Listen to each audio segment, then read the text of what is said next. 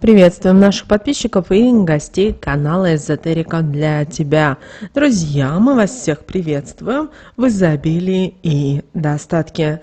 Сегодня, друзья, в этом видео поговорим о том, что же нам с вами нужно успеть сделать до вербного воскресенья 28 апреля, на какие моменты нам стоит обратить внимание, как правильно подготовиться к великой первой такой дате. Друзья, далее все более подробно. Обращаем ваше внимание, благодаря этим советам, этим рекомендациям вы не только правильно встретите вербное воскресенье, но также вы сможете привлечь изобилие, достаток, благополучие и здоровье в свою жизнь. Так что, пожалуйста, просмотрите это видео от начала до конца. Ну а прямо сейчас, друзья, ставьте лайк этому видео, а в комментарии давайте вместе с вами пропишем следующую волшебную фразу. Вне зависимости, когда вы смотрите это видео, сегодня, 23, 25 или 28 апреля, напишите следующие слова в комментариях к этому видео. В этот день я признаю, что здоровье и достаток наполняют мою жизнь.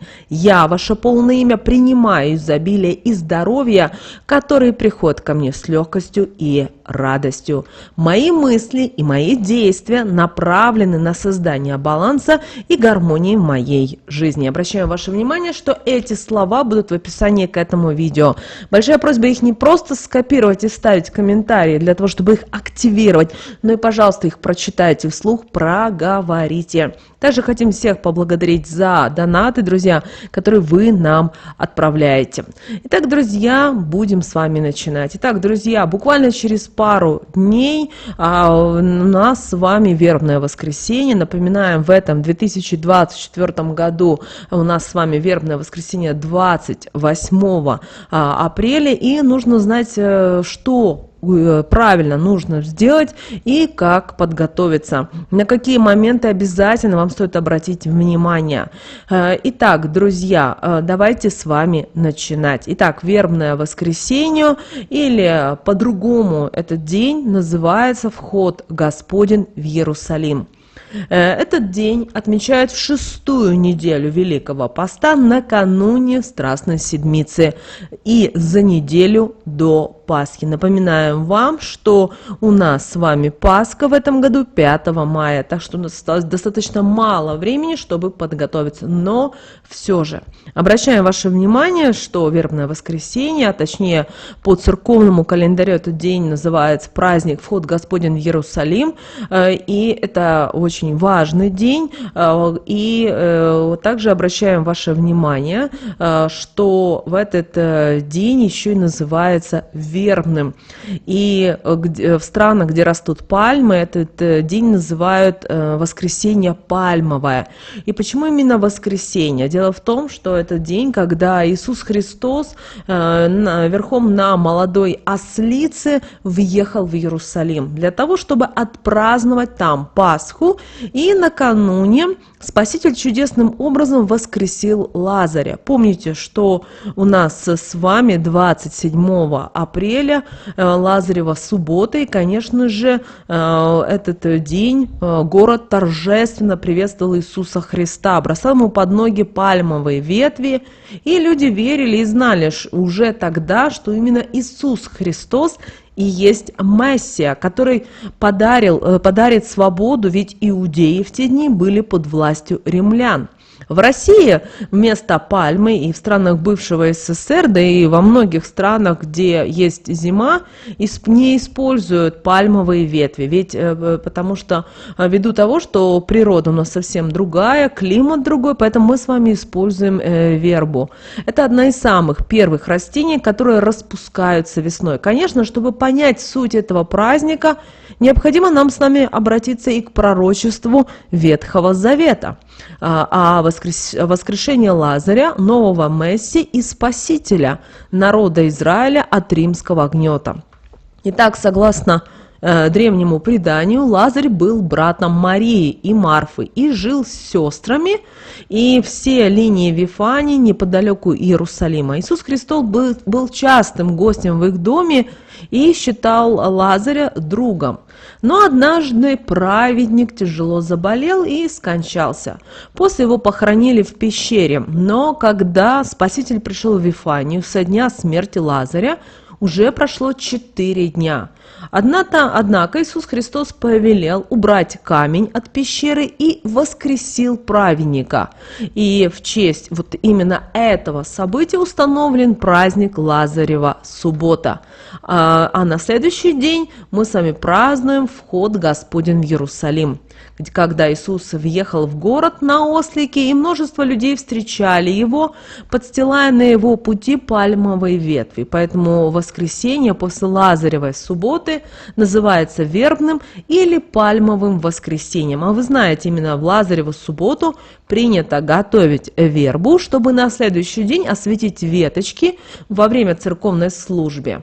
На службе священнослужители меняют черное облачение на белое, чтобы выразить единение с воскресшим Лазарем. И этот человек, который идет на богослужение, люди молятся об исцелении на протяжении дня. Также нужно пребывать в хорошем и в радостном настроении, следить за тем, чтобы ваши желания, мысли были созидательными. При этом большой церковный праздник послабляется. Великий пост разрешается есть блюда из рыбной икры и выпивать немножечко вина. В то же время нельзя употреблять мясные блюда, яйца, молочные продукты и рыбу. Но помните о том, это касается именно тех людей, которые придерживаются строгого поста. Согласно народным традициям, также запрещено заниматься и любой тяжелой работой, в том числе и рукоделием, строительством, работать на земле, стирать, гладить в этот день нельзя. Также в этот день не старайтесь выяснять отношения, не стоит драться и ни в коем случае нельзя отказывать людям в помощи, ведь вся негативная энергия возвращается, вы помните об этом прекрасно. Кроме того, запрет касается и шумных мероприятий. Нельзя праздновать свадьбу, дни рождения, также петь и танцевать. И, кстати, почему именно этот праздник получил название Вербное воскресенье? Дело в том, что если мы посмотрим на Библию, то мы увидим о том, что встречали Иисуса Христа именно пальмовыми ветвями. Здесь все очень просто. Просто пальма – это южное дерево, и растет она не везде. Поэтому пальмовые ветви заменили у христиан на веточки вербы или ветки ивы или других деревьев, которые прирастают в стране празднования и расцветающих именно в начале весны. Вы можете осветить в любом храме веточки вербы накануне праздника в Лазареву субботу. В этот день священнослужители облачены в зеленые одежды цвета животворения вечной жизни. На храма проходят все ночные бдения. Если у вас нет возможности оказаться в храме, то в таком случае окропите святой водичкой дома и прочитайте молитву на освящение всякой вещи. Она есть в большинстве молитословов. Также многие освящают веточки на службы Вербное воскресенье. Также в храмах на божественной литургии читают отрывок из Евангелия, который повествует о входе Иисуса Христа в Иерусалим. А священной вербой украшают дом. Обычно ставят рядом с иконами, где она может остаться на целый год, а иногда и дольше. Священнослужители напоминают, что веточки вербы не главное в этом празднике, а гораздо важнее духовная составляющая. Напоминаем всем, что Пасха у нас в этом 2024 году выпадает на 5 мая, да, поздно в этом году, а вербное воскресенье выпадает на 28 апреля. Также обращаем ваше внимание, что мы с вами будем готовиться к этому празднику заблаговременно, и вербный букет нужно поставить в воду за несколько дней, чтобы, если вы проживаете в холодных регионах, они успели распуститься. На распустившейся веточке вербы появляются пушистые желтые почки, которые в народе еще называют котятами, веточки вербы. Вы можете купить при храме, как правило, ярмарки проводятся, но помните, что срезать должно быть свежей именно веточка.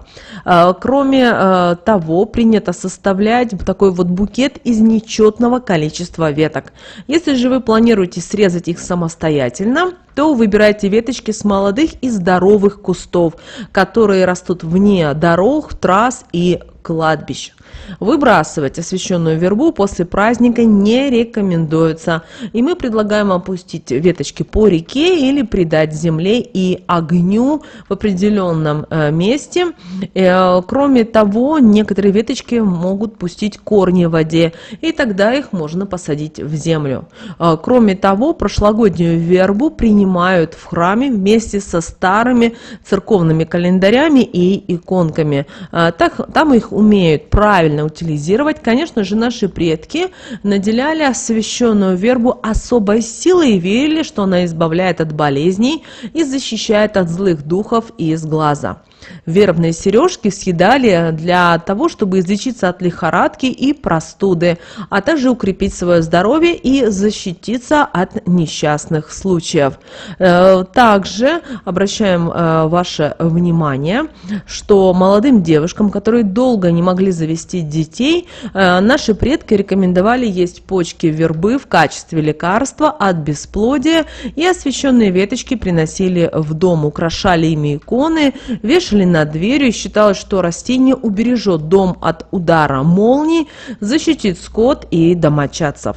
Также вербой хлестали скот и домашних животных, потому что наши предки знали, что вот именно такой ритуал принесет здоровье и хорошее потомство для скота, и даже специальные пекли булочки с добавлением вербы, чтобы животные не терялись и не убегали. Почему же верба стала символом праздника? Дело в том, что ветки вербы – это, наверное, один из главных символов праздника в России, в Беларуси, в Украине и в других странах. Они не только первыми распускаются весной, но и считаются символом доброты и чистоты, и тянутся к небу, и это символизирует победу жизни над смертью. То есть воскресение Господня и вход в Иерусалим был завершающим земным действием Спасителя. Далее была молитва в Гефсиманском саду, предательство Иуды, распятие и великое таинство воскресения. Интересно, что именно верба стала праздником не только на Руси, но в Италии вход Господень в Иерусалим встречается веточками оливы, а во Франции и в странах, где прорастают апельсины, именно используют высушенные цвета. Ну, а в южных государствах, там, где тепло, используют пальмовые ветви. Что же можно и чего нельзя делать в вербное воскресенье? В светлый праздник рекомендуется отложить все свои заботы и посвятить время делам духовным.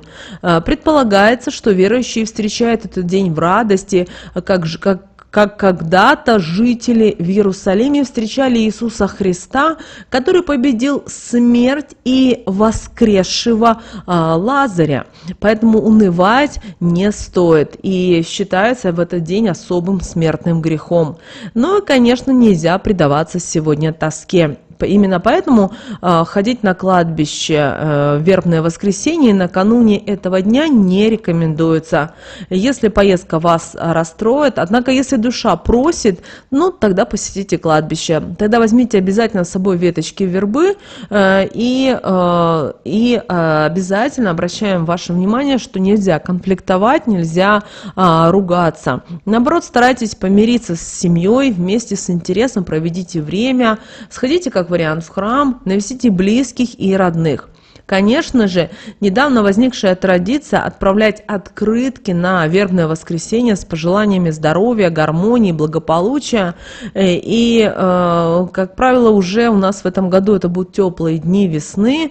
Ну и многие, конечно, отправляются на дачи и огороде. Но помним о том, что в огороде в этот день не стоит ничем заниматься. Поэтому лучше проведите в радости этот день. Также нельзя заниматься строительством или другим тяжелым тяжелым трудом. В этот день не рекомендуется. И вообще в народе считается, что растения, посаженные в вербную неделю, не вырастут должным образом и не дадут хорошего урожая.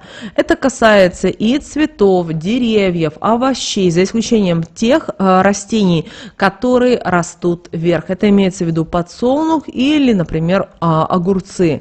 Конечно же, вербное воскресенье люди соблюдают Великий пост, но в этот день положено ослабление пищи. Сегодня можно есть рыбу, рыбные блюда. И обращаем ваше внимание, что после вербного воскресенья у нас начинается с вами самая строгая неделя Великого поста, Страстная Седмица. Она заканчивается главным христианским праздником Пасхой, Светлым воскресеньем. И хотим вам дать некоторые ритуалы, обряды, которые вы можете провести в вербное воскресенье. Во-первых, обязательно пустите освященную вербу на воду, потому что если веточка уплывет, это говорит о том, что добро и достаток приплывут в ваш дом. А вот сжигание освященных веточек вербы защитит дом от пожара, а освященная веточка, воткнутая в крышу дома, вы можете как вариант крепить верхней угловой части потолка, станет оберегом для вашей семьи, для вашего здоровья и душевного спокойствия. Если же вы хотите пожелать человеку добра и удачи, то тогда легонечко хлестните его веточкой вербы в этот день. И не забывайте, что принято не только выполнять ритуалы, но и стараться уделить внимание себе, уделить внимание тем близким, родным, с кем вы проживаете, кого вы любите, кого вы цените. Друзья, вот такой вот важной ценной информацией мы хотели с вами поделиться. Мы надеемся, что наши советы и наши рекомендации вас устроят, вам понравилось. Обязательно прямо сейчас, друзья, ставьте лайк этому видео. В комментарии обязательно напишите слова: в этот день я признаю, что здоровье и достаток наполняют мою жизнь. Я принимаю изобилие и здоровье, которые приходят ко мне с легкостью и с радостью. Мои мысли и действия направлены на создание баланса и гармонии в моей жизни. Напоминаю вам, что эти слова будут в описании к этому видео, поэтому обязательно, друзья, пропишите. Таким образом вы привлечете к себе изобилие, достаток и благополучие. Но прямо сейчас, друзья, на экране вы видите два всплывающих окна. Друзья, это следующее рекомендованное видео для вас. Нажимайте на то видео, которое вам на интуитивном уровне понравилось больше, и смотрите. Друзья, всех вам мыслимых и немыслимых благ. Услышимся с вами же буквально в следующем видео.